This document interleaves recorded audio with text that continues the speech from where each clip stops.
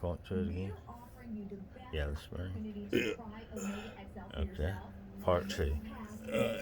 This has to cap down over. See how it's not,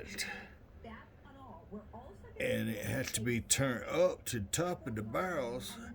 And the other folks had it turned around backwards, which was this way, and it would let the bullets catch, and you can only get one shot off.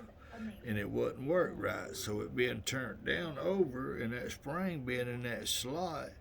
If you can notice right there, there's a little bitty groove, so it kind of hinges, as I was speaking of earlier, That's your and sear it keeps pin. rocks out and back, so you can do That's semi-automatic. That's the ejector.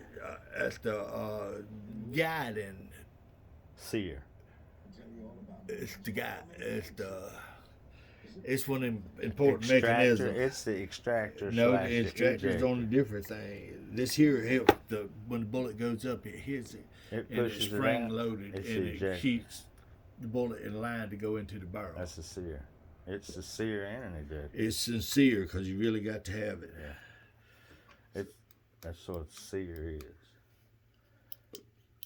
You've heard people making guns fully automatic from semi-automatic. They got to file down a sear. That sear comes around and stops.